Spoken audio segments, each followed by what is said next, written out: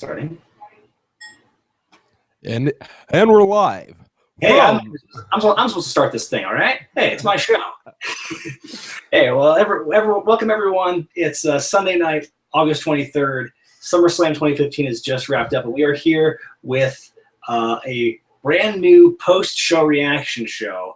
I'm Brian Zane from Wrestling with Wregret, joined as always in this traipse through what just happened on the WWE Network by Jay Biggs. And this is a special one for a special show because we're going to have a recurring guest, a friend of the show. You've seen him on my video game reviews. You've seen him make some cameos and some music videos and some episodes I've done. This guy is the head of Gamer News Desk. This is the man, the myth, the legend, R. Felix Finch. Welcome to the show. Hey, how's it going, Zane? How's it going, Biggs? Hey, what's up, man? Not much. Happy to join you guys from beautiful Austin, Texas, before I head up to Seattle for the weekend. Oh, nice. Yeah, that sounds fun. Yeah, it would be if half the state wasn't on fire. Yeah. Yeah. I guess you're right. Or full of vloggers. Yeah, but to be fair, I'm from California, so I'm kind of used to half a state being on fire, and a much bigger state at that. Well, that's funny. They got good coffee up there, at least. I don't drink coffee. Oh, well, then, I don't know. You're out of luck, I guess. All right, let's get to wrestling. Exactly. Enough to talk about Seattle. Fuck that. Yeah, let's talk about SummerSlam 2015. The show just wrapped up. It had a lot of ups and downs. Would these guys be able to follow the standards set by NXT the previous night? Did this show justify the 4-hour runtime? We're going to go through match by match and find out. First of all, let's talk about the opening bit with Jon Stewart, the host of SummerSlam. That was a big news story last week when it broke. And I had some premonitions about what would happen with him later on, but we'll get to that later. But yeah, so Jon Stewart starts out, and there's a silly little who's on first moment with him and Mick Foley about talking to Brock Lesnar. I think it was an excuse to get Foley out there because that's his backyard. But I think I mean, it's right there by New Jersey. ECW has a long history up in the northeastern coast. Mm-hmm. So what you had there was and they're friends because Mick Foley's been on the show in the past. So you had that history, and Foley had some good one-liners and stuff. But I think overall, not a strong way to start the show. Don't know where else you'd put it, but there you go. I was actually weren't even there for that. I was going to say, I actually did not catch that opening segment. What about you, Felix? All right, so here's my thing with that one. And Jon Stewart, well-loved name, especially in that area. And WWE had this gimmick for a while where they did special guest hosts for Monday Night Raw. And it feels like like Jon Stewart, like a pay-per-view is a great place to utilize a guest host, but have them actually host it. Like he showed up 3 times in the entire pay-per-view. Yeah, it was kind of like a guest star kind of role. He wasn't really like, I mean, the funny thing, but the concept of a host of a wrestling show, I've always had issues with, even back to when, like, The Miz was briefly the host of SmackDown. Like, what are you going to do? Like, you're going to be the guy who tosses to break and the guy who tosses to this next match, but that's such a weird... Hoorah! It's such a weird thing to do in wrestling when you've already got the ring announcer who does that. And when you're WWE, you don't, the ring announcer he's not even the person who kind of transitions from match to match. It's like the show just goes on with the next promo package and stuff. So him being the host of it was kind of an exaggeration, I think. Yeah, definitely. Like Donald Trump was more of a host when he was on an episode of Raw. So you have like call him a guest star, maybe not a host. I think that's going to work anyway. Or like what they did with Tyson back in the day. Right. With Mike Tyson, exactly. Shaquille O'Neal was a great one too. I thought when him and Big Show had the confrontation in the ring, I thought for sure it was going down then. Yeah, and it's never going to happen. Sorry.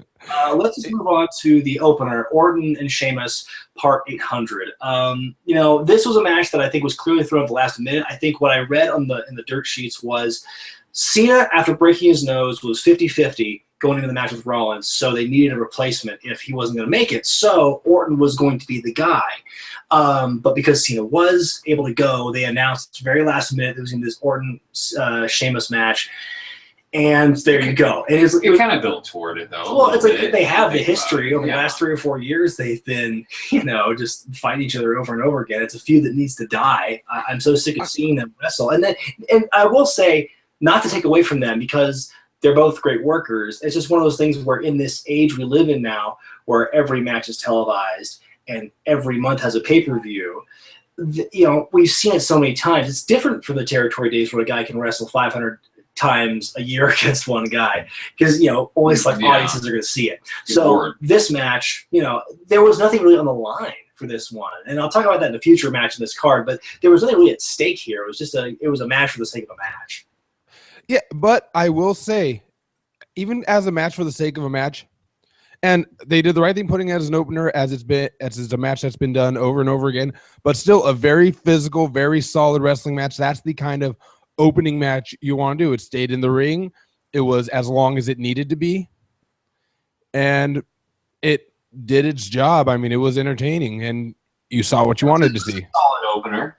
Yeah, I mean, maybe it's me. I've never, in this second incarnation of Sheamus, or I guess third, if you count his face run, I found Sheamus most I found Sheamus to be his most interesting when he was just starting out and he was on a hot streak and he beat Cena within a few months of his debut to win the title. That was the most interesting to me. His face run after that, and then his current role as this Celtic warrior bully thing, I'm not that interested in. And so, well, the reasoning behind this entire change of persona is he is currently involved with the second Ninja Turtles movie that's coming out, where he's playing, I forget whether he's Bebop or Rocksteady, but he's one of the two.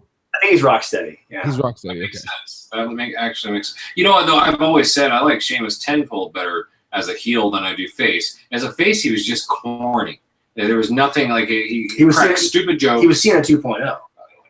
Yeah, but like even worse. It was bad. He was Cena without all the charm. So we have seen this. We've seen a lengthy feud now with Orton face and him being the heel. Last time it was him as the face and Orton as the heel. So I don't know. They always produce solid matches. So and it's like some people say, like Cornette says, if you go out there in the opening contest and you do all this crazy stuff, I'm going to be mad as shit when you come in the back. So it's like it was a solid match. They didn't go out there and do too much, too little. It was two superstars that opened the show. They know the WWE style, and they're good at it, so you're going to get a good match. I mean, but let's not talk about it too much because, again, I've seen this match enough times. I think that the crowd made this match a lot more. The crowd was hot the entire time, the entire show pretty much, and they really helped make this match more interesting than it really should have been. But let's just move on now. Let's move on to the Tag Team Championship match. It was the New Day, Primetime Players, Lucha Dragons, and Los Matadores. This is a recurring theme I picked up on this night and also on TakeOver. The White Ranger look is coming back, man. White, black, and gold. You had the New Day looking sharp, looking clean. Their Jay-Z reference was great. They were funny tonight. They were entertaining. Now, here's my thing. I was telling you, the first thing, as soon as that match started, I messaged Zane and I told him, Is the tag division the token minority division right now in WWE? That was great, and it's true. I mean, But I was gonna text you back though that had Tyson Kidd still been healthy, then they would have been the token whites in that match. But yeah, it's I think that's just a matter of circumstance, honestly. But you could have left both the Latin teams out completely. Yeah. I didn't even know they were in the match, to be honest with you. Yeah, I said, I'll take those guys over the Ascension any day. Thanks. Well, yeah. Now, here's my thing with the Latin teams, and nothing against them. They're fantastic workers. They are incredibly skilled athletes. When you're dealing though with a crowd that, WWE is a performance art, and for American wrestling, the face sells a lot of it.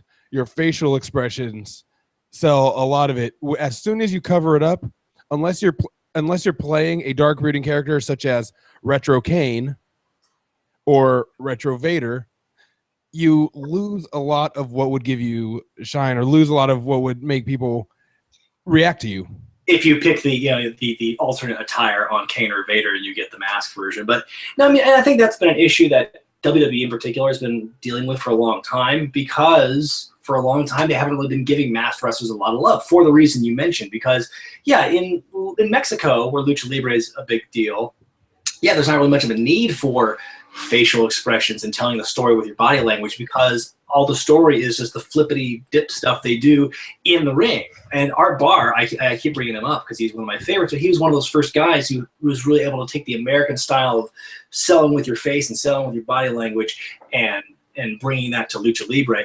But yeah, going on beyond that, though, I mean, let's just talk about the match itself. I mean, like I was saying earlier, I say this every month now, I feel. The New Day, to me, are like the highlight of the mid-card right now, because to me, there's nothing more refreshing than seeing wrestlers who aren't necessarily playing characters. I mean, they're obviously playing characters, but when you see guys who are clearly like three really good friends in real life, and then you see them just hamming it up and being stupid and goofy, like in front of fun.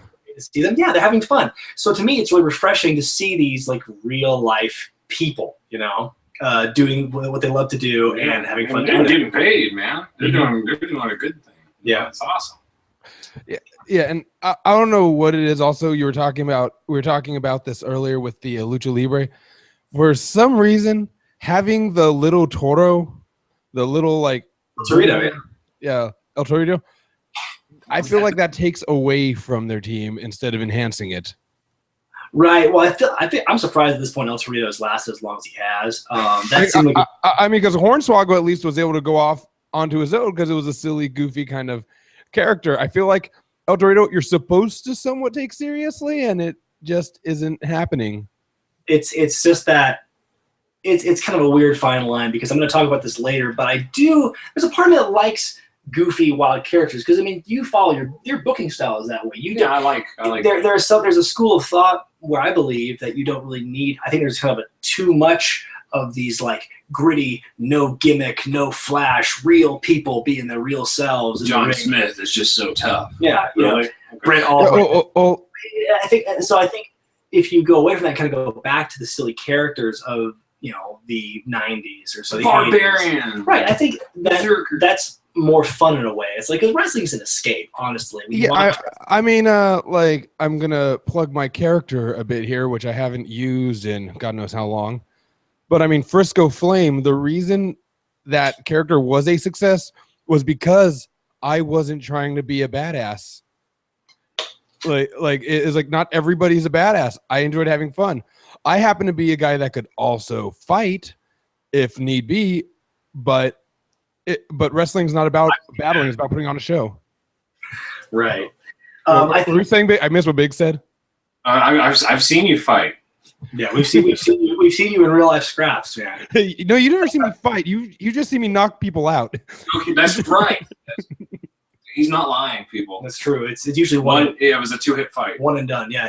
Frisco hitting the guy, and then the guy hitting the floor. But let's talk about the match itself. I mean, it was very exciting. They all got their shit in, basically. It wasn't like the Elimination Chamber match where it seemed really sloppy. I think that every time Big E does that spear to the outside, I always hold my breath, because that's going to kill him one day, or at least mess his shoulder up. It's a good thing he's as big as he is, because he's all the muscle to protect him. Yeah. But that is just, I don't know. I can't imagine him doing that on a nightly basis. I can't believe he's done this long without any repercussions. There's a thing that I will give them all credit.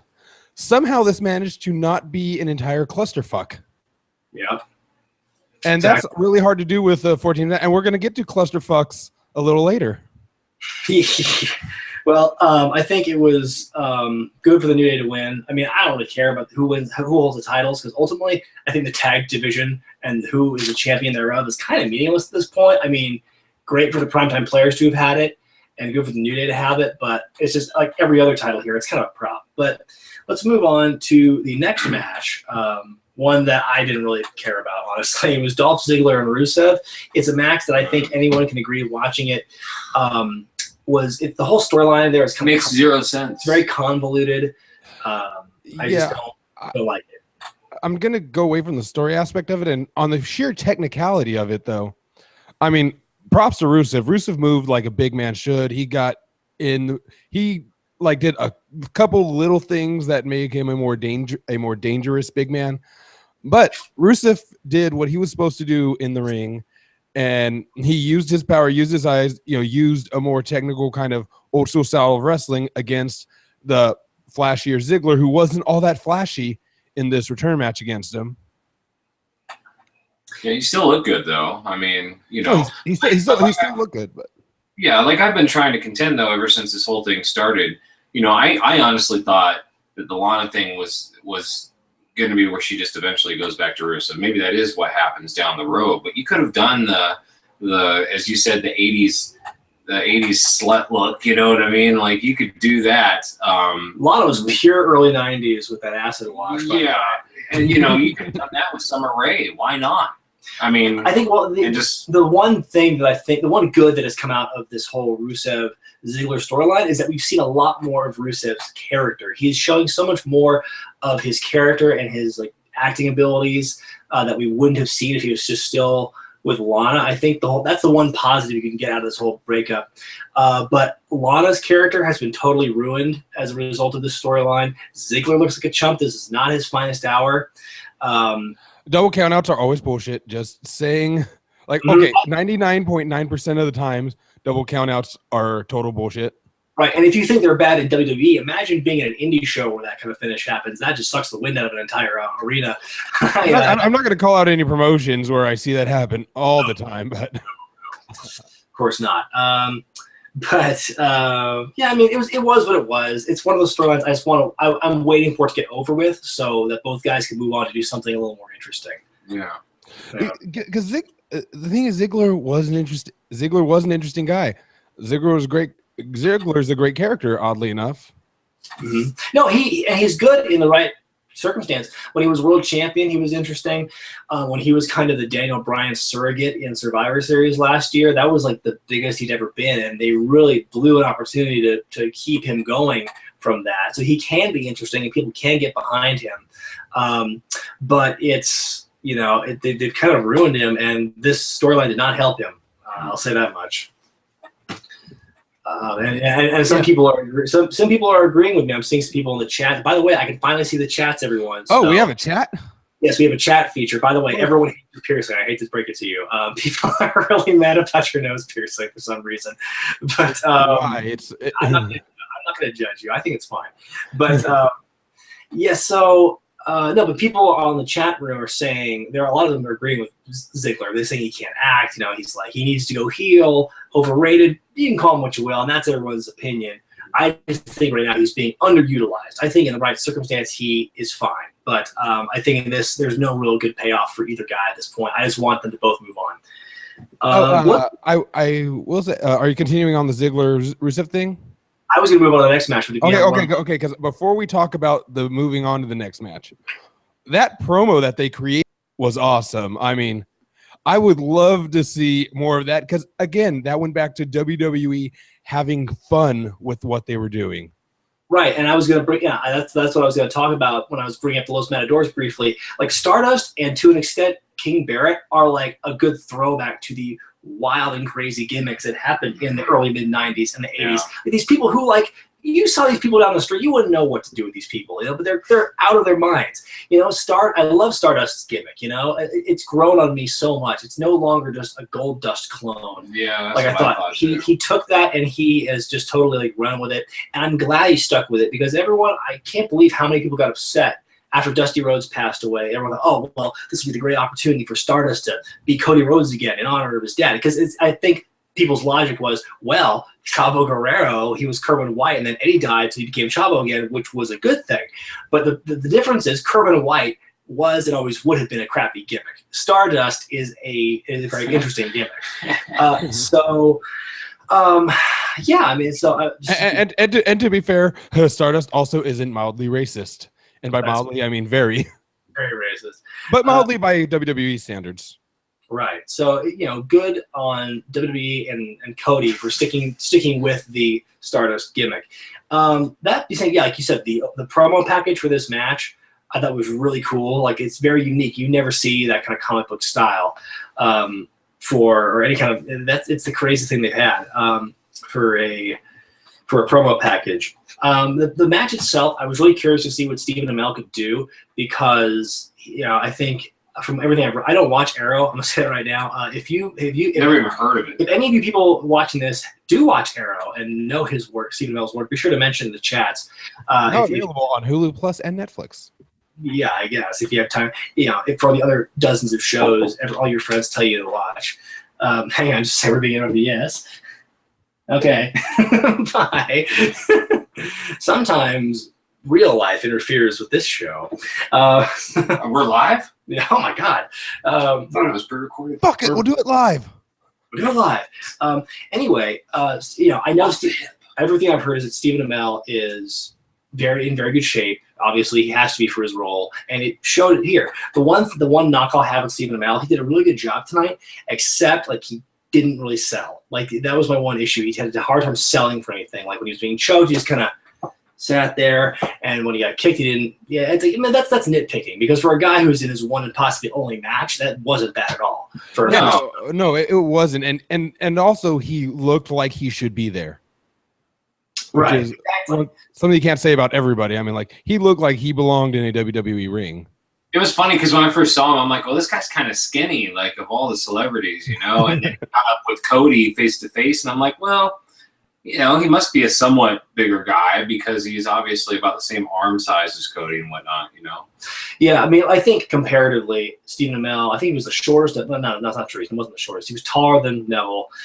But I think, it's he doesn't have the wrestler build, which is, exceptionally jacked for a lot of guys. But I think, again, he did really well. I mean, if you want to look at all the different celebrity-involved matches over the years, he certainly wasn't the worst. I'm trying to think of who would have been better off the top of my head. If anyone has a better example of a celebrity match. I don't know, Snooki. Snooki with that cartwheel thing. That cartwheel thing with the booty to the abs. I mean, Andy Kaufman versus Jerry Lawler. There you go. Right, there you go. That was probably the pinnacle of celebrity involvement. I'm not even mad that King Barrett lost. I've said in the past how I think he's been wasted on. It's and every time you think he's getting a push, he's he gets shunted down the card again. I don't think. At this point, I'm not even mad. And for a match like this where there wasn't really a big consequence, because after Stephen Amell leaves, the other three guys are going to move on. I think it was fine for what it was. What did you think? To be honest with you, I was just reading the comments and wasn't paying attention to what you just said. Yeah. Comments are very interesting. They are, actually. I'm actually upset. I just heard some horrible news. What's that? The WWE Network is $12 up in Canada. Oh, man. The damn GST gets... To be fair, though, that's a deal because the Canadian dollar is doing shit against the American dollar right now. Well, there you go. Don't get angry, listeners. So maybe it's good. I don't know. Viewers. Whatever. How do I see this chat? I do what I'm doing. I just opened a new window and opened a new feed. There's the feed, and then you click on the actual event, and then you mute that one, and then you can see the chats. Gotcha. So it's a bit of a process, but let's talk about the next match, Intercontinental Championship match. The match that was so special. They couldn't just cancel it. They couldn't just write a new version of it for Battleground when Ryback got hurt. No, they had to delay it and put it on the big show of SummerSlam. You had the triple threat match with Ryback defending against Big Show and Miz. Good Lord. And the Big Show knocking out Miz for 4 consecutive weeks on television. That's right. It. Mm-hmm. I say the Miz was the one entertaining factor in that match to me because he at least played the triple threat exactly like he should. He was cowardly. He was better than I thought. Yeah, he was cowardly. He was smart. It was fantastic to watch Miz in that match.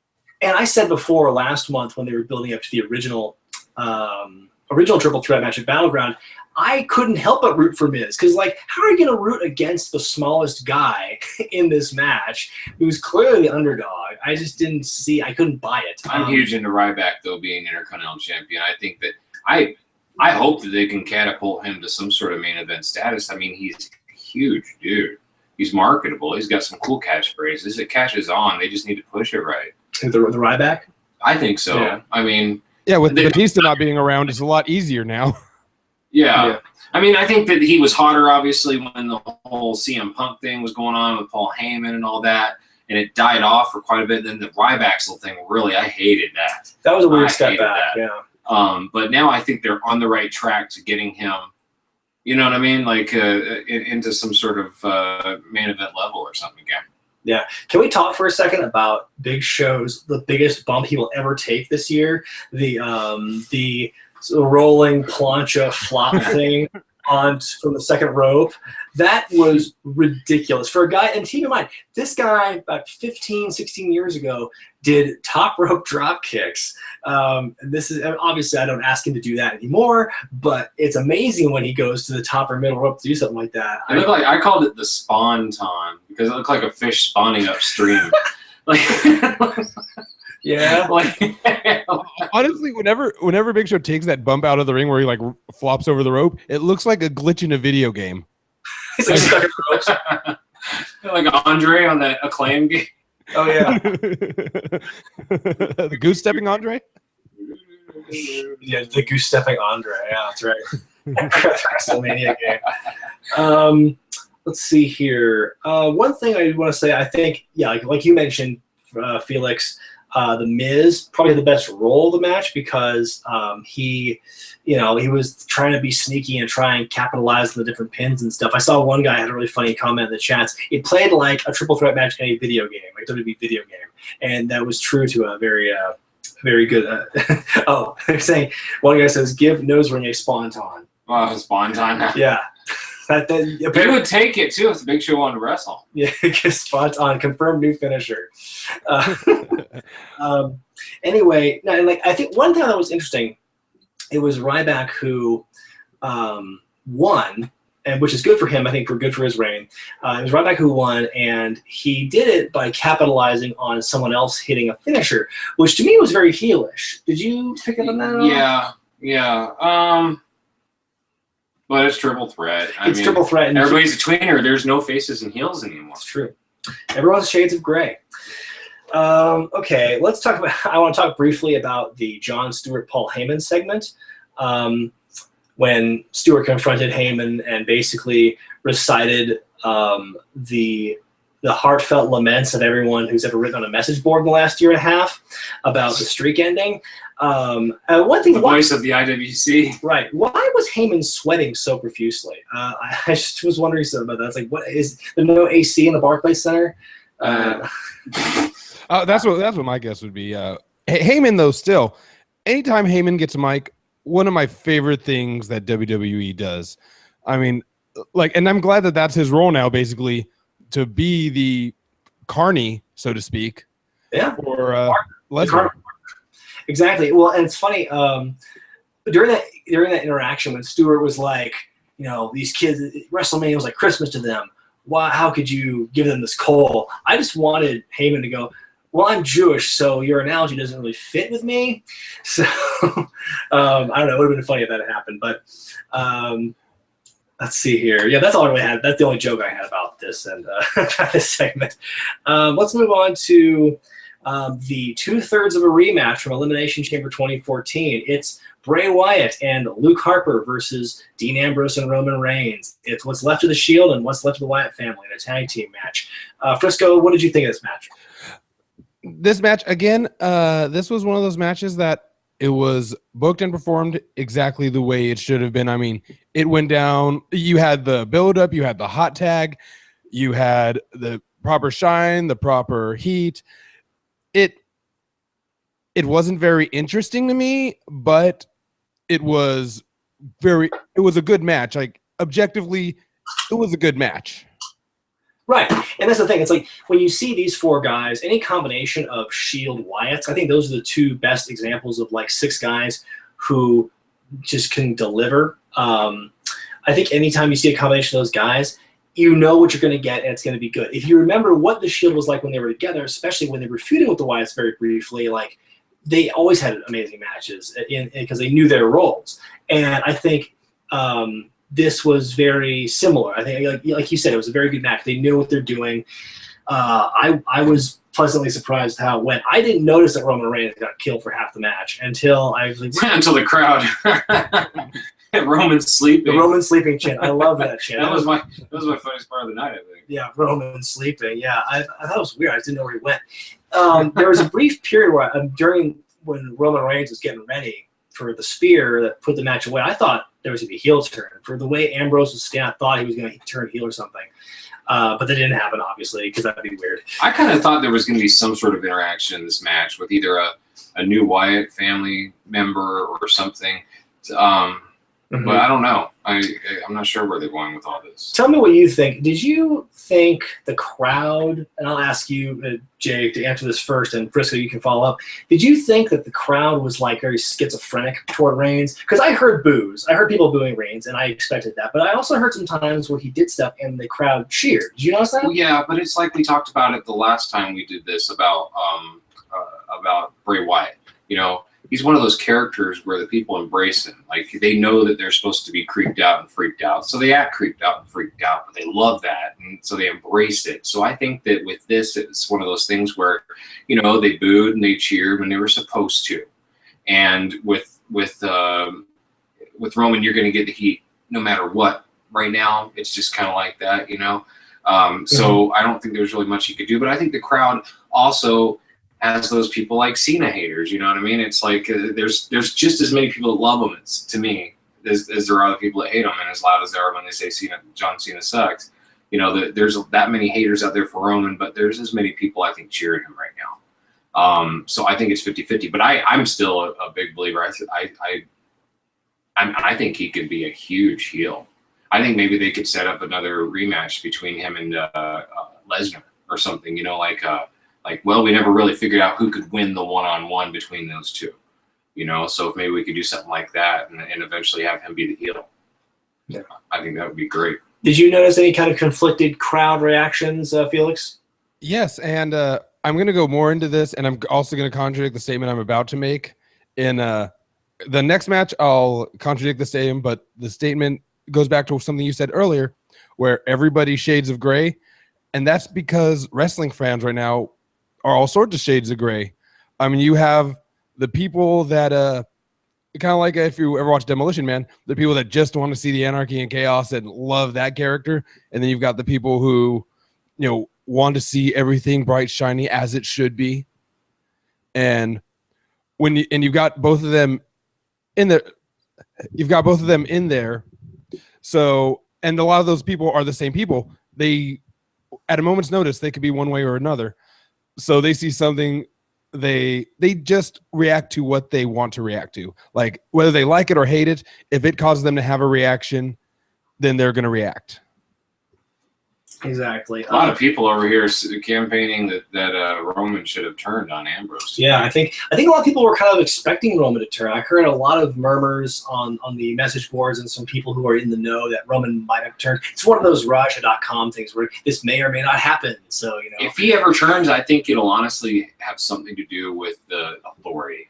Because that was the whole thing going in, is the authority was pushing him as that guy. But is the authorities? I don't even know if they're still a thing anymore. I mean, they're still there. They're still on TV every once in a while, but I don't believe they're the. They can excommunicate Rollins quick.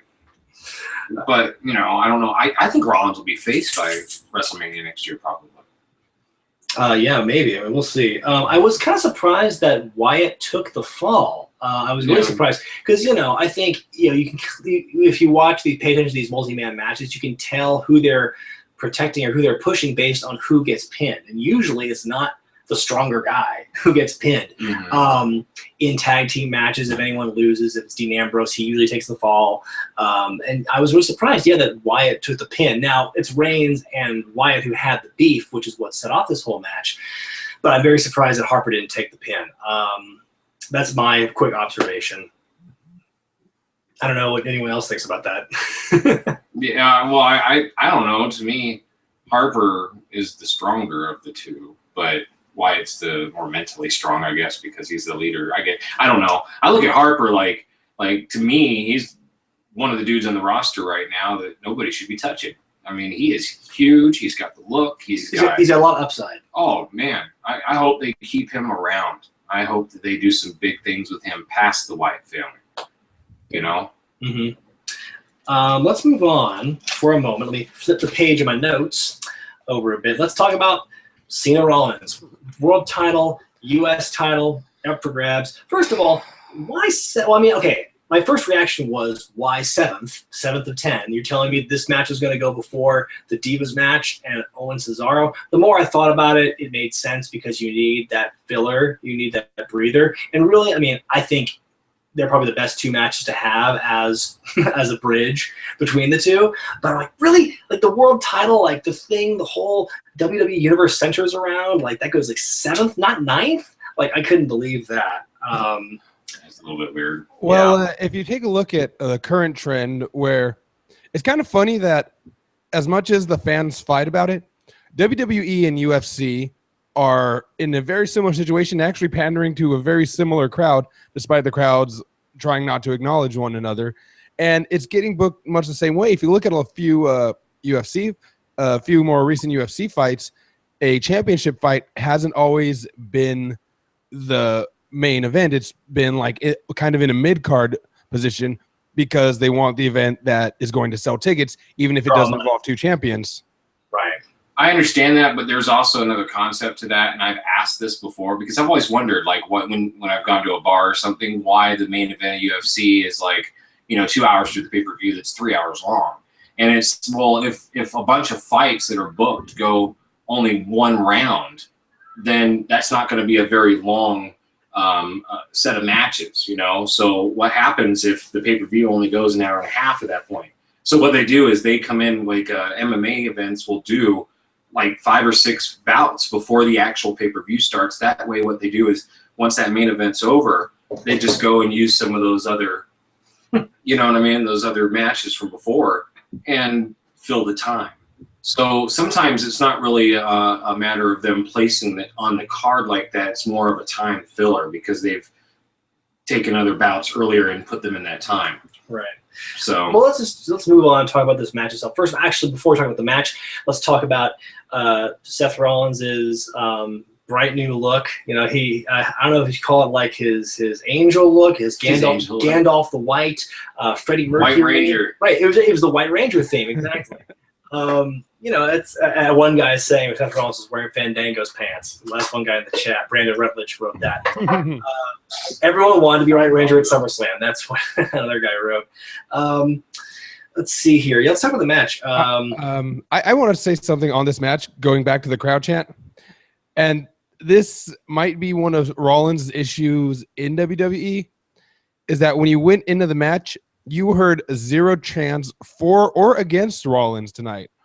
Like if you just listened to the match, you would not know who Cena was facing because all you hear were the dueling Cena's or let's go Cena, Cena sucks. Let's go Cena, Cena sucks. Yeah, it's true. I think people were more interested in hating on Cena than they were anything with Rollins. I mean, he did, I think, comparatively get a face pop compared to Cena, but I think, yeah, like you said, I think people reacted, kind of less to him than they were just to whatever Cena did. Mm-hmm. But not for lack of trying on the part of Rollins, because boy, he just he wore himself rugged that match. He was throwing himself all over the ring doing stuff, and it was he really delivered. I think he's showing everyone what he can do. Yeah, he's definitely living up to being main event status. Mm-hmm. Never would have thought it when Shield was together. I thought it was Reigns for sure, and everybody was talking about how Ambrose was just crazy good. But man, he's come out. He's kind of a dark horse for me, and for someone who didn't really see Tyler Black in Ring of Honor. Yeah, I didn't either. So I mean, when I saw the Shield together, I thought, I thought Ambrose was the clear guy on top because he was the one with the singles belt, but we were clearly proven wrong by that. Let's see here. I mean, say what you want. I mean, I think he was. What else can you say about this match? It was really good. It was kind of like the Cena Owens matches where they're very back and forth, and they're both giving each other everything they got, and it was about as good as you could ask for. And thank WWE for not doing an "It's John Cena" meme at that moment. Oh right, yeah. I was kind of surprised I didn't see a meat moop sign in that match. Usually there's some guy who carries around a meat moop sign for every Cena match this year I've seen, but there was no meat moop. I want to say about Jon Stewart. This is what I was thinking when I first heard that he was going to be part of the show as a host. I thought, I wonder if they're going to play into the feud he and Rollins had over the last few months on Raw and on the Daily Show. And I didn't, it's like, I thought, there's no way he's going to get involved in that. Like, the stakes are too high. That seems really weird. But they did it, And I think it wouldn't have been so bad if Stewart didn't telegraph it so badly. I think he was just doing this too much. The fluency of him hitting him with the chair and then going to throw it and then be like, oh shit, I screwed up the spot. Yeah, he hit him with a chair and then he dropped it. Oh, I gotta hit it over here. Thank God though, if you think about it, because he actually released the chair as he threw it out. If the chair had flown outside the ring, they wouldn't have gone to the other spot. It would have just been a straight pedigree at the end of the match. So Stewart kind of semi-saved it, like through that. He almost ruined it, but then saved it again. I don't know where they're going to go with the Stewart thing. I mean, they can't continue the storyline on the Daily Show anymore, so I don't know what they're going to do with that. What did you think of Stewart's involvement? I'm seeing a lot of negative reaction on the chats to Jon Stewart's involvement. What did you think, Felix? And I agree. And if anything should have been done, it should have been something with Seth Rollins or Stewart. Either like Stewart and Seth Rollins should have had an antagonistic encounter as opposed to Cena and Stewart. Because again, it doesn't seem like Stewart helped Rollins as much as hurt Cena. Again, with the way crowd reaction, and like I said, it was about what happened to Cena in the ring, not about what Rollins was doing, unfortunately. So it was wasted potential, and it was unnecessary to the match. Right, and I think, to me, there was almost no question about the outcome of the match. Obviously, I didn't factor Stewart into the finish, but I didn't think Cena was going to win. And let me tell you why. Because just a week or two ago, they released this brand new shirt for John Cena that says 15-time champion. Now, why would WWE put out a shirt saying 15-time champion, and if they knew that he was going to win the title for a 16th time, you're telling me they would scrap all the shirts they printed with 15-time and then make a new one? No. Oh, they're like the Super Bowl shirts for the losing team. They send them to Africa. Right, but they gave away the finish by putting out that shirt before SummerSlam, showing 15-time champion, in my opinion. I didn't even think about it until I saw Matt Doggs on WeWantInsanity.com bring it up. But yeah, I think that was kind of, it didn't remove the drama for me in the slightest, because it was still a great match. It was easily one of the better matches of the night. Yeah. But it was just one of those things where, okay, well, I know Seth Rollins is going to win. But what a great year for Rollins too. Oh, yeah, I mentioned you brought this up. I mean, he won the world title at WrestleMania at the end. He went over on Cena to, I don't know if he's going to merge the belts or what. I don't know if he's going to give it to the Ghost of Canyon after he. Oh, Jesus. Ghost of Canyon? Oh, that's. He tried to hear a Canyon joke in this show. Oh, Brian isn't listening. So there you go. That was a great match. Now let's move on. Before we get to the Divas match, there was a promo that was run between these two matches, and I don't know if you wrote anything down about it. Is Tough Enough being rebranded as Breaking Ground? Because they were showing promos for their new show Breaking Ground that's debuting on the WWE Network. And it looks basically like they've rebranded and are trying to make Tough Enough even more of a reality show. Now, more of a behind-the-scenes sort of reality show as opposed to a competition. I think it's a sub-show for that show. I think now I wasn't really paying attention to that promo. Is that the one where there's like backstage and like the making of a star, the performance center? Yes. Yeah. Like, okay, if that's what it is, I mean, I don't know. I'm trying to think of what my it wouldn't hurt them to rebrand, but I don't think that's what's going on. Yeah, I mean, I don't think they're going to do that with Tough Enough. The show's almost over. And by the way, I think ZZ is the second coming of Bill DeMott. I think that's why he's lasted so long. I think he's going to take the mask off, a la Eric Bischoff at Billy and Chuck's wedding, and it's going to be Bill DeMott all along. I don't know. I mean, say what you will. I mean, it's not Tough Enough. It's not going to be the same thing, but it's, I don't know. I think it's going to be another one of those lift the veil kind of things where it's not, kayfabe doesn't exist anymore, so here's how wrestling works these days. Yeah, exactly. But let's move on. Well, before that, Brian, let me just say this. My day pass at the jail is almost up, so I'm going to have to roll out. I know you two are very capable of handling these next three matches, so I'm going to go ahead and get going with what I have to do. So I'm going to let you finish these last three matches, but I'm in it with the main event, or what should have been close to the main event, the World Heavyweight Championship match. Right. Well, you'll go back to the boss, and I ain't talking Sasha Banks. Yes, exactly. So, all right. Good seeing you. Bye. Well, for the first time in wrestling history, we have had a walkout on the pay-per-view reaction show. So now it's because he saw the Divas match was coming up. That's right. So he's like, it's the piss break. What are you going to do? Okay, so from now on this end of the conversation, I'll be going solo. But, of course, we're still joined by R. Felix Finch. If you're just joining us, we're still talking about SummerSlam 2015. Thank you to all who have been holding on and watching through this. I really appreciate your watching this and commenting on the chat section. I am able to see it this time, so fire away. But now, finally, let us move on to the match we've all been waiting for, the Divas Tag Team Elimination match. Yeah, that's one way to describe it, yeah. Let me just preface it by saying I think the Divas Revolution is losing steam super fast. And let me tell you why. I'm all for, the women getting pushed. I'm all for give Divas a chance. I've been that way for a long time, and I think it's obvious that the NXT women wrestlers have been, just dominating everything the Divas have been doing on the main roster.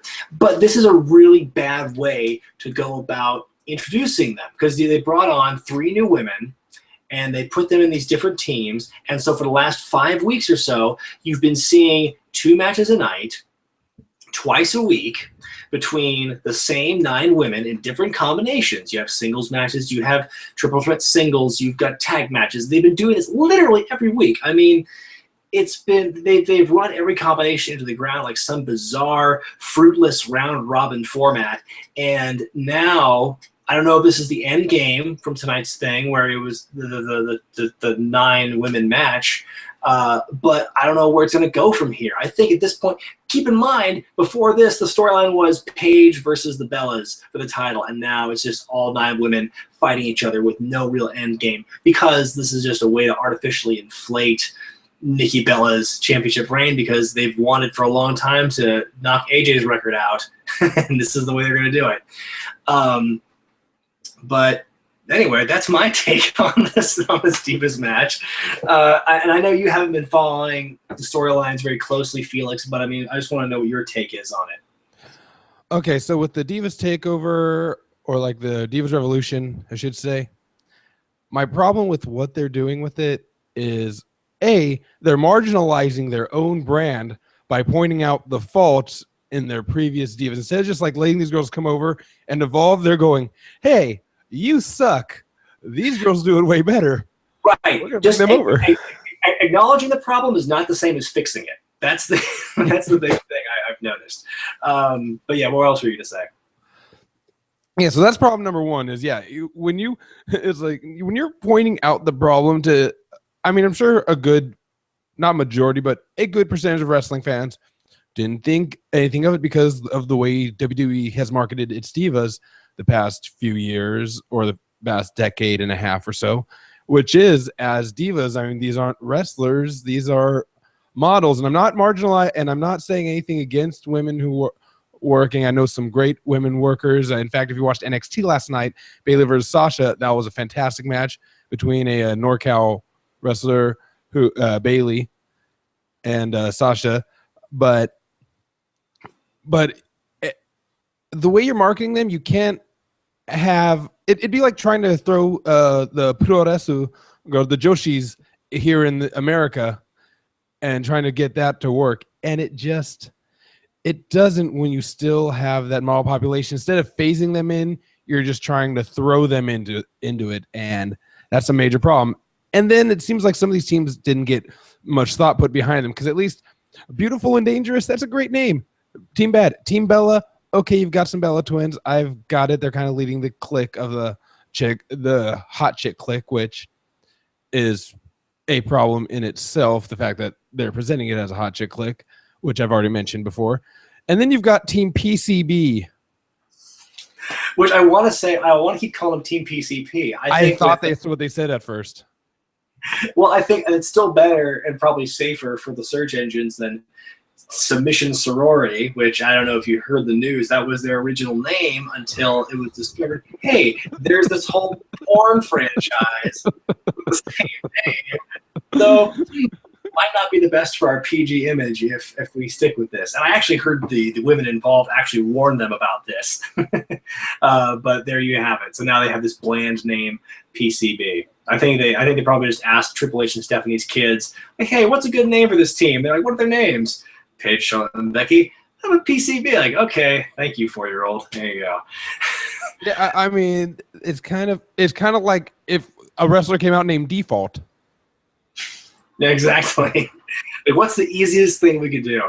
But let's talk about this match. I mean, we've shit on this whole process enough, but I think the match itself was fine. I think right when the four horsewomen were really picking up steam in NXT, like, it was glaringly obvious how milquetoast the divas on the main roster was being, and so they felt this urge to kind of like match that, but they failed. But now I think that everyone's there. I think this match is fine. You know, the Bellas, for all the flack they get, I think they stepped up their game tonight. I think they did a fine job working, and, you know, it's not often you see them take to the air like that. Good for them. I think that, you know, it's like I said, it's a rough way to start the development of like these three new women they brought in: Sasha Banks, Charlotte, and Becky Lynch. At least Bayley is going to come in later. You know, at least she'll get her own thing. But there you go. Like I said, that's the problem, is that they're not phasing them in, getting time to develop, and still also they've been working each other for so long and not working those. Like, here's the thing: you could tell the difference in the interaction between the NXT teams versus the team Bella versus the NXT teams with each other. When they were against each other, it went very smoothly. There was great chemistry between them. But then you throw them in with the divas, and they haven't built that relationship in ring yet. Right. I think, yeah, it's one of those things where you see. I'm trying to think of a good comparison. I don't know, any sports team where you see, you know, old teammates or teammates working together, and like there's this new guy who comes in and like, what's this guy doing? It throws their chemistry out. I don't know. My analogy is awful. I'm seeing some people talking about wanting blue pants on the main roster. And real quick, because I want to say I did watch NXT, most of it. I watched it to the end of the Women's Championship match, which was excellent. And that's the thing. It's like, kudos to Sasha Banks for working that great match and then doing this match the next night. Kudos to the double shot workers this weekend. But I mean, like, with blue pants, I don't know. I missed the boat on blue pants. I've heard about her for the last few months, and now there's this huge surge of it. If anyone wants to tweet me at ZmanBrianZane or write to me at wrestlingwithrio@gmail.com or in the chat, what the hell is up with blue pants? What's going on with this blue pants phenomenon? Someone could explain to me, please. I'm begging you. Someone explain to me the mystique of blue pants and who she is. I don't know. But anyway, let's wrap it up. This match, talking about the match. So yeah, I mean, it was good. Everyone stepped up. It's not in the same league at all as Sasha Banks and Bayley by any means, but it was still a serviceable match. That's my take on it. Agreed. Actually, confession, during this match, I actually half watched this match because I had the Sasha versus Bayley match on my Xbox on the WWE Network while I was watching this on my PC on WWE Network. And just kind of looking back and forth and like making and comparing at the same time. You were able to get two devices to work for the network? I didn't know you could do that anymore. Let's see here. Let's talk about Cesaro Owens. This is one of the many matches where I think that a lot of people were fighting tonight with nothing really at stake. There was no number one contenderships. There were no titles on the line for a lot of these people. Just matches that for the sake of matches. And I think there was some history with Cesaro and Owens because they were kind of meddling in each other's affairs in the U.S. Open Challenge with John Cena. So there was the build there. But I mean, it's one of those matches where it's like you don't know where it's going to go after that. Like, what's the character progression going to be like for these people? That being said, I mean, these guys had a really good match. And for one of the two matches that was supposed to be kind of like the cool down, the come down from Cena Rollins leading up to the main event, I think the crowd was still hot for it. They popped all right points. And the spots were very snug. I think, you know, Owens and Cesaro work great together. They have that experience at Ring of Honor, so like they mesh really well, and it really showed here. It was a great match. What did you think, Felix? Okay, first off, outstanding match. Two very fluid, very good workers. Very much enjoyed the match from that aspect. I still can't get behind Kevin Owens just because I feel like the way he is, like the character that they've given him kind of shits on WWE a bit. Because, I mean, at least because Bray Wyatt has a similar-ish look or he's a bigger guy, but, you know, he's at least a character. Kevin Owens speaks and looks, not works, but speaks and looks like generic yarder number 6 you'd find on trash bag wrestlers. Oh boy, you pissed off the internet now by saying that, man. I gotta say, but he does. I mean, he has boots. That's great. I mean, boots. Yeah, but I mean, and I'm not even talking about just his body. I'm talking about, you know, the ring attire is, well, it doesn't come off strong for the brand, despite the fact that he can work, and that's the thing. But, you know, when you had Daniel O'Brien come in, you had him there, and he, again, at least dressed like a worker still. CM Punk, same thing, dressed like a worker still, even if he didn't have the ideal wrestler physique, quote unquote. Mm-hmm. And I talked about Bray Wyatt, which is a way better name than fucking whatever McGillicuddy they gave him originally. No, that was Curtis Axel. Bray Wyatt was Husky Harris. That's still a terrible one. It still is terrible. Yes, there's no debating that. But I do want to say, like you said, it was a very good match. You know, these two guys just beating each other hell for leather. Was really impressive. Two guys who, like I said, they're not fighting for anything, and really both guys are kind of in this weird position in the card right now where they both, no one really knows what's going to happen to them, so they both had something to prove. So I think out of the two, Owens definitely needed the win because he had, you know, he was 1-2 with John Cena. He didn't win that feud. I don't know. You can still debate whether he really needed it. Needed to win it, but I mean, he needed that win to get back on track. The management is as high on him as everyone says he is, minus Kevin Dunn. The dirt sheets are saying. Let's see here. I'm going to say one thing to Bronco Boy DM1. I agree. Yeah, Cena wears jean shorts. Attire's not a big deal.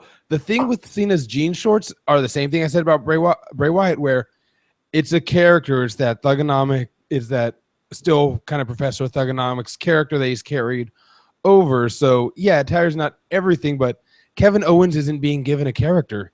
He looks like a guy that showed up and could work.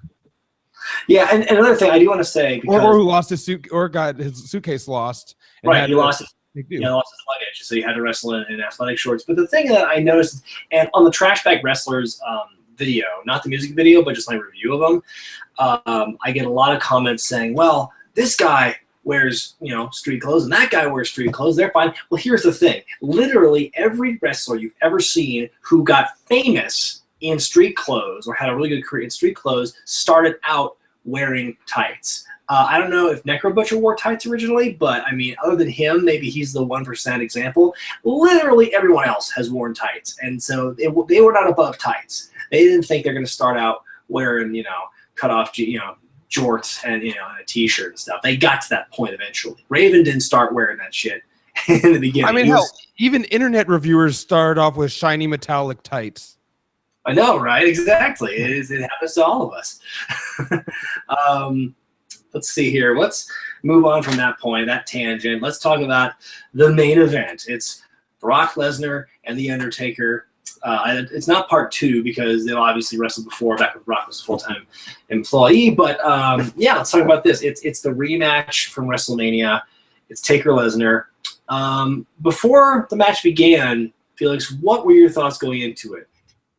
My thoughts going into it were, of course, I'm like, okay, Taker's going to pull the victory because he gave Brock the win at WrestleMania, which is the big show.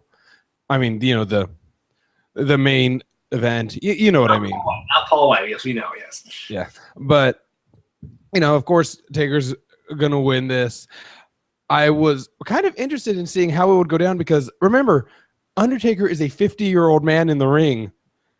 I mean, this guy is 50 doing... 50 years old. 50 years old. I'm 50. Yeah, and I figured it was going to be very physical. I figured a lot of it would look like an MMA match. Honestly, like that was my thing. Is I figured that because the Undertaker is no secret a huge fan of MMA. He's a huge fan of boxing. He loves combat sports. Lesnar comes from wrestling and combat sports. It looked exactly like I thought it would look. Now, you and I know where this is going to go, and if you want to hit anything before I get to the giant elephant in the room, which I wish you could throw up an elephant graphic right now. Are we talking about the finish, or are we talking about just yes, we're talking about... We'll talk about that, but I mean, let's talk about just the match itself before we get into it, the mechanics of it. I think, like you said, for a 50-year-old guy, like let's compare it to last year. Cena, Taker, Lesnar, WrestleMania 30. You know, the more I saw it, like I saw it a couple more times, like the more I realized, God, you know, Taker just wasn't himself. He was really slow, and obviously he was concussed, which played into that a lot. So meanwhile, then the year later, when he was at WrestleMania against Bray Wyatt, he was like a totally different person. Like he was just light years better than what he wound up being at WrestleMania 30. And again, the concussion played into that. But, you know, be that as it may, this is what it was. Taker looked to be in better shape. He moved better.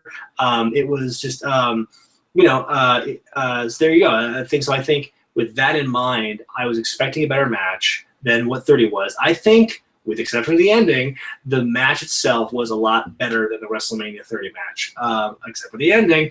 Everyone's talking about the Taker-Brock laugh. I must have missed that. I heard a lot of very grunty moments in the match, but I don't recall a laugh. If someone could tell me where that part in the match was, so I could look back on it.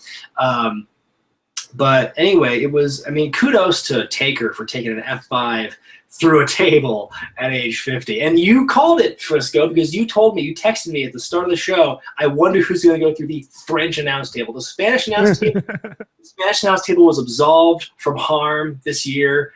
This show, it was the French announce table. So you win the points for calling that one.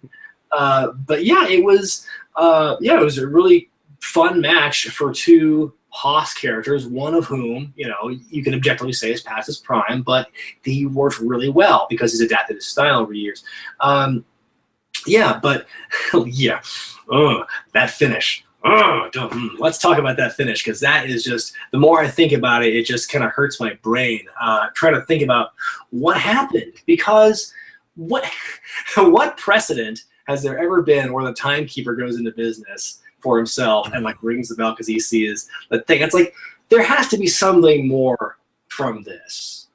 Yeah, I'm sure we'll find out on a different show. I don't know, maybe Taker paid off a guy, or maybe there's some sort of conspiracy behind it that caused that. Like Taker knew he would get submitted, so he made that happen, because they brought back the low blow, which is again a way to kind of cheapens Taker.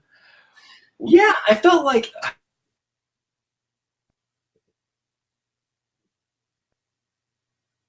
finish, because the bell, whether or not he was involved with it, him doing the low blow, which, you know, and they were kind of telegraphing it the more I think about it, because Heyman brought it up in promos and they'd done it before in scuffles on Raw. So it's like this is clearly something they're building to, is this low blow thing. So it was just so weird. It's weird for Taker to take on this kind of heelish thing, this heelish vibe. I don't know where it's going, because I mean, if Taker can pull off the hat trick and do 3 matches in a year, I'm going to be very impressed. But I think this is something that might not actually conclude until WrestleMania 32, probably. I mean, that might be the rubber match, and one guy said, the Venom Jedi says the timekeeper was Brad Maddox in disguise. He would that sneaky Brad Maddox. It was a really confusing ending. I would have so much rather preferred a clean ending. Even if Lesnar lost clean, I would have taken that over, what that was. It was just it was confusing. It was confusing to watch, because I mean, maybe we'd have, if they'd have had the other camera angle, because from the camera angle that they were showing, you couldn't see the tap initially. I mean, you could kind of see a shake, but you couldn't tell that it was clearly a tap. Right. Right. No, it wasn't until the replay where I saw, oh, okay, he did tap. But I'm like, yeah, I mean, and my friends and I had to go look at it a couple times. See, is that the timekeeper angle? Like, would that have even made sense? And it did, but it was just still, it's just this weird thing where it's unprecedented for the timekeeper to do that. You've never heard of that happening before. I don't know. It's just super weird. And obviously, because it was a controversial finish and because there's this mystery around it, it's obviously going to lead to a third match. And here's the thing, like with actually, I thought for a second Jon Stewart was at it again. I thought he was just dicking around it. I thought Jon Stewart was going to do it again. But you were about to say? Yeah, what I was going to say on that one is, I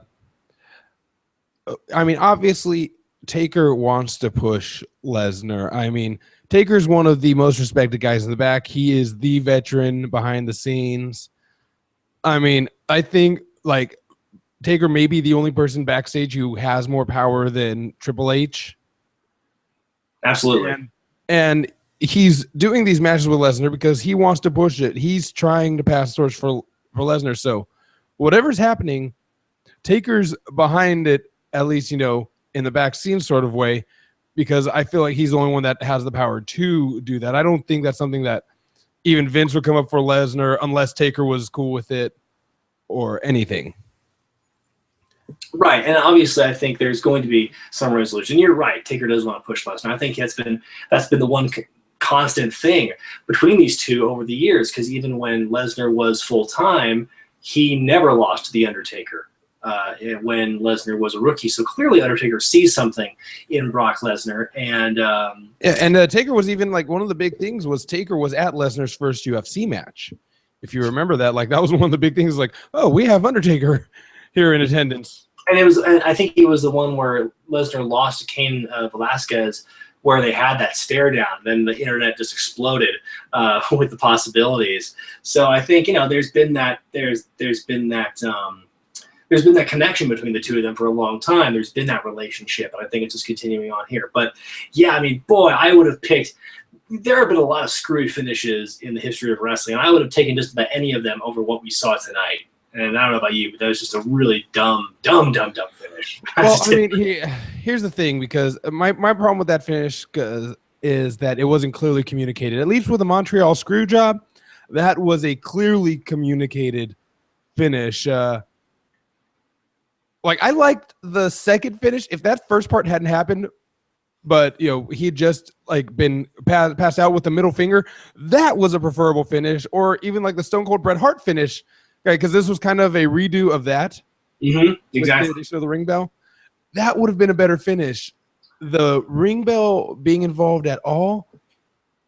Yeah, I think, like you said, if there were no bell ringing prematurely, and if the referee were distracted in some way, which led to Undertaker doing that, that would have made everything flow so much better, first of all. And like, I don't think it would have taken away from the finish at all. I think the one thing that saved him was Lesnar doing the middle finger as he was passing out.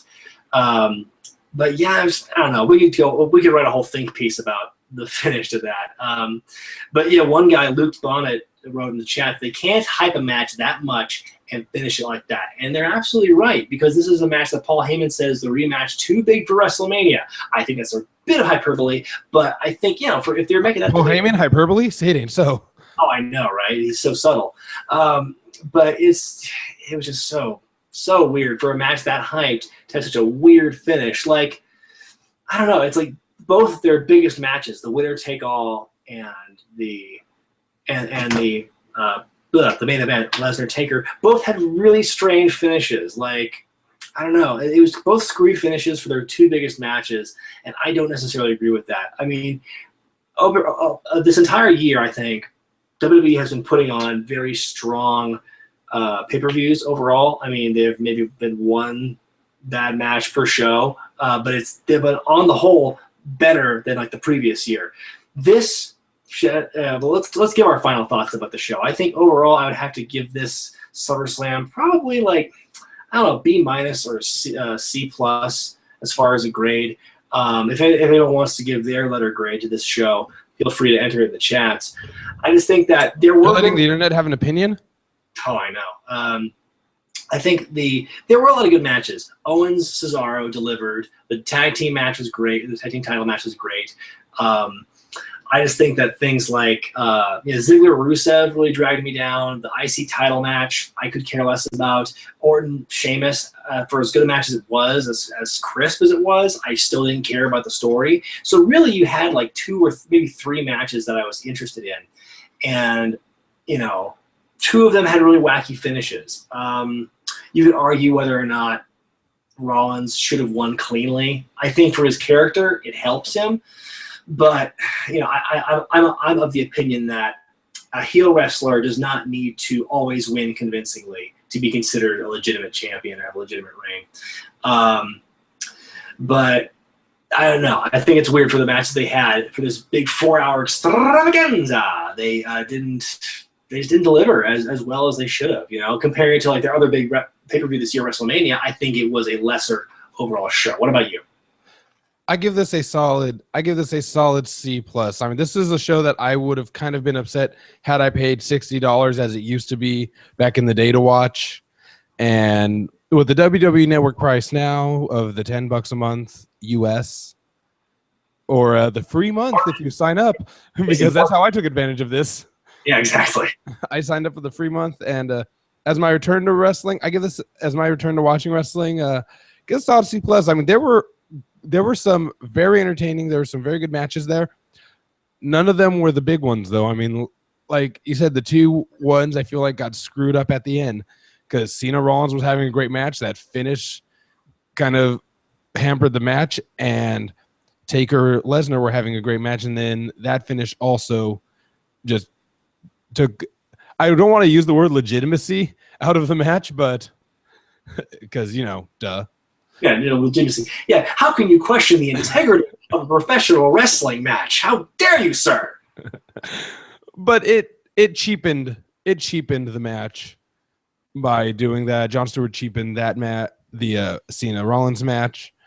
The WWE cheapened their own match the way they're shitting on their own divas. Mm-hmm.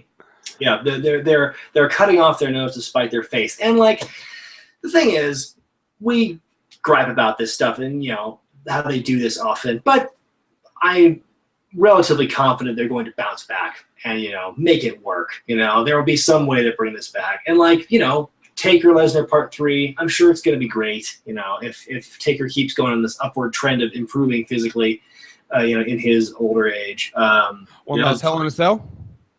No, not Hell in a Cell. Well, I mean, maybe they could do Hell in a Cell. If that was to be Taker's last match, maybe. Yeah, if it is his last match, I actually wouldn't mind it the more I think about it. But I don't know. Who knows what's going to happen? I'm excited for the future, but this show I think was definitely a step back for what they've been doing over the last several months. But there is hope. There seems to be a glimmer of hope in the future with Rollins as the double champion, with Reigns and Owens and those guys picking up wins. I think they're on upward mobility. I think it was an average show for one of their biggest shows of the year, one of the biggest hype shows of the year, and so it's one of those things. What can you say? I think C+ is what the average is what I'm seeing in the chat section. And I just thought about this because this Rollins United States title thing, this WWE and United States title thing. If Ryback, if they give Ryback his push up, and we get a Ryback Rollins for that, or if Cena wins, then you get Ryback Cena for that. You finally unifying the singles titles maybe into one single title, like getting rid of the Intercontinental and US, and just having your champion and your minor ones, because it feels like those championships really don't hold weight anymore. Like they phased out the Cruiserweight Championship, which I thought would never get done. And well, I think I might disagree on that, because I think that in the state we are now, when so little talent is getting utilized, I think they need championships to keep people relevant and interesting. Because it's going to be the same thing that happened in 2002, 2003 during the Reign of Terror, as I talk about in great detail on my show. With all the mid-card titles gone, then you're going to have less to fight for.